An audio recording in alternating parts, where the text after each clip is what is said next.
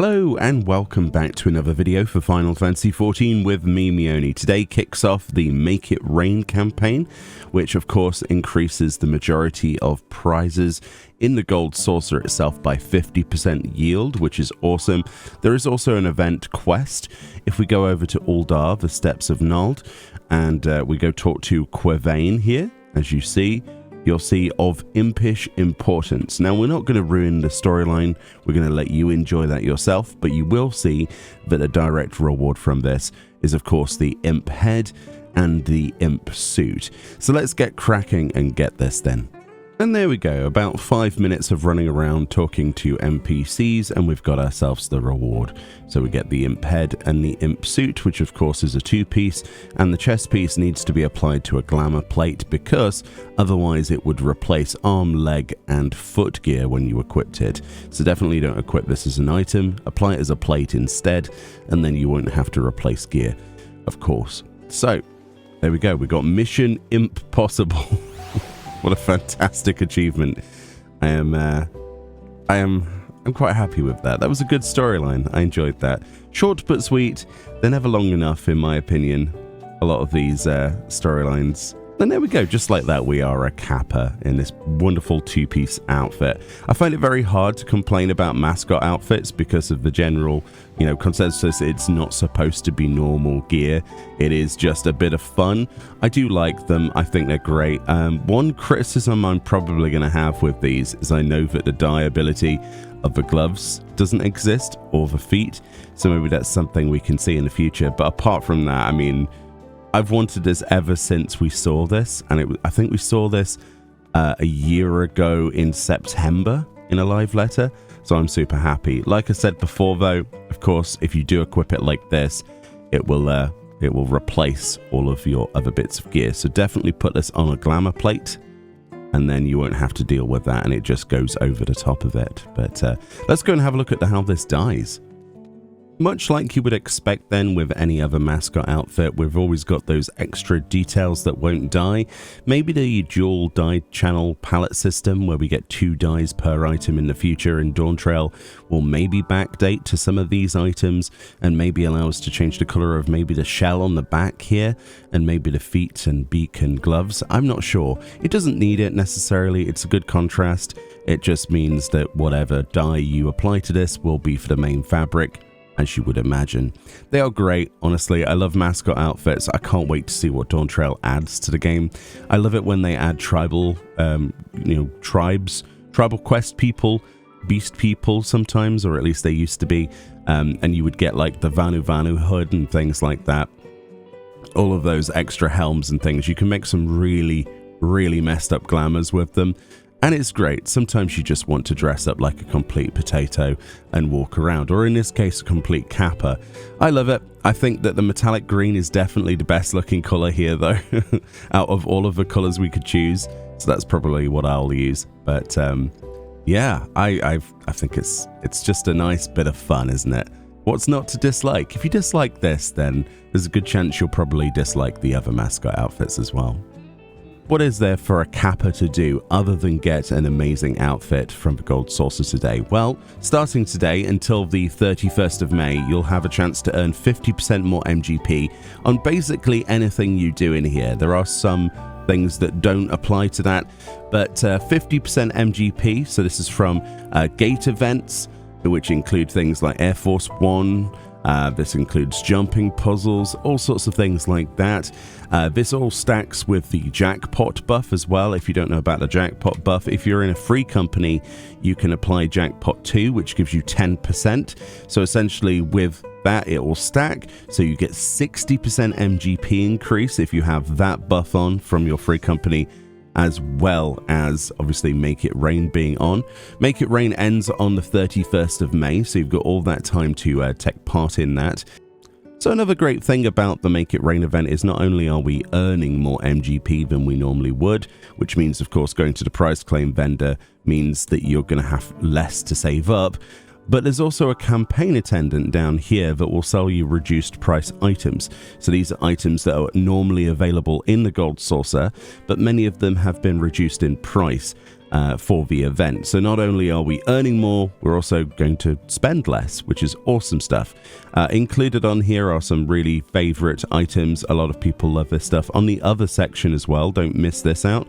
They've actually knocked off 100,000 MGP from a Crystal Tower Striker, the Monster Toss, Cuff Kerr, or the Mughals Paw or Out on a Limb machines. Oh, and the Finer Miner. These are essentially housing items. They were added a few Make It Rains ago, quite a while ago actually, a couple of years ago, but they normally cost 300,000 MGP. They're 200,000. So if you've ever wanted replicas of the minigame stalls that are actually inside the Gold Saucer if you walk around. And obviously the best thing about these machines is they're actually the minigames as well. They come with the minigames. So if there's a minigame you like that much, but maybe you don't like being in that public place, you can take that to the comfort of your home if you own one. You can also place these in apartments as well, which are much easier to obtain than a house. And yeah, you can get MGP from the comfort of your own private area, which is really nice, especially for some people who don't like being out and about in the Gold Saucer with other people, which is totally understandable. But there's some really good things. Obviously, there are triple triad cards, there are minions, there are tables, accessories, outfits. It just goes on and on and on. The Gold Saucer is one of my favorite places in the game because of that, and it's the gift that keeps on giving.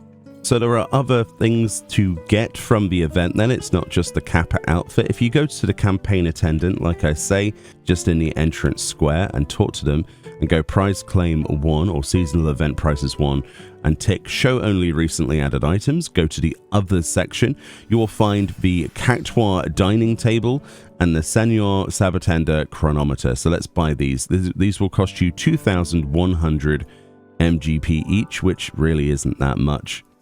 If I'm honest with you, that's not too bad at all. We'll get those and let's go look at those. All right, here we are then in the free company area. Let's have a look at the outdoors space item first. So of course we have the chronometer. It says that the ruthless progression of time cannot be altered, but its cruel effects on one's countenance can be mollified somewhat by the charms of Senor Sabatenda. A little bit too deep, honestly, for me this morning. But there we go. That's what that looks like then. It is basically just a big stick. It's a lamppost with a clock on it, which is pretty awesome. And you'll notice that the clock is accurate because chronometers in the game all work to Eorzea time. So if we look at the actual time, what we got? 10:43. Nice. See that? 10:44. 10:45 exactly. So yeah, I love the fact that the clocks work to their own time. I think that's always been a nice touch. The back of it also has a completely mirrored clock, so it doesn't matter which way you have it round, which is nice. At least they didn't just flip it, so it would be wrong, which is good. And yeah, I really like that. I like the star on the middle there. The Cactuar's looking happy. It's just a really nice item to be added, and it immediately says Gold Saucer to me. It really does. And if, like me, you are curious what it looks like at night, I can confirm that the lantern actually does light up.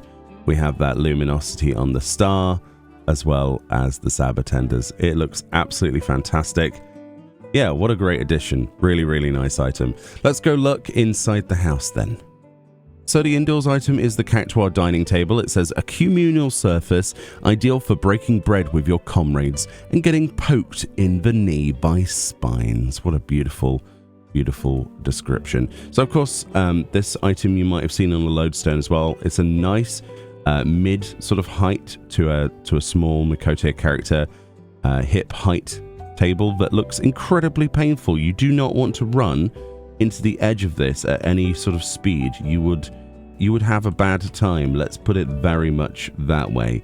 I really don't think this is the most practical table in the universe, especially pulling a chair up to this. If somebody pushed past you, oh, that would just not be a good time, would it? It's also, it appears to be made of metal spines as well. I don't know. It just looks like a torture device. I love it. I think it's brilliant. Unfortunately, this cannot be dyed, which is a real shame. I was kind of hoping that we'd be able to change the color of our torture device, but I guess It is the perfect green. It's a nice item. I don't see any sort of practicality to it unless you were trying to make some kind of desert theme or cactuar theme. There needs to be more cactuar themed items then, if that's the case. We always say this. Add more items to the game for more themes. Mascot themes are the best, honestly, but cactuars, Namazu, that kind of thing. More of that, please. But yeah, definitely go to the campaign attendant. If you go to the normal price claim vendor, they will not be reduced in price, okay? So anything that you want to get from a gold saucer, just make sure that you check this first. There are 2 tabs. There's all sorts of bits and pieces you can get from here, mostly weapons on the second one. But make sure you have a look before you suddenly go and purchase something. But yeah, it's a great opportunity to get some MGP, especially if you're needing to save up for some mounts and things like that. Yeah, definitely go and enjoy yourself. And definitely combine this with the Mogtome event if you can. The Mogtome event began yesterday, the hunt for Genesis 2. And under the standard objectives, if you go to the bottom, there are gates. So not only are we going to be increasing our MGP earned by 50%, 60% with Jackpot 2 buff from your free company, but you'll also be getting Mogtomes from these as well. So it will also show you what you will get. So definitely combine the 2 events together. It's perfect timing for them to be together. So yeah, awesome. But yeah, definitely enjoy the event, have some fun, you know, get as much MGP as you can. It's a perfect time to get this sort of stuff prior to an expansion launch. They typically do these sorts of things just before expansion launches, so that's pretty awesome. But yeah, I personally can't wait to see the world filled with lots of Kappas, and I hope you'll all enjoy a slice of pizza with me. Yeah. Anyway, much love. Enjoy the rest of your day. I'll see you all next time. Bye-bye. Kappa!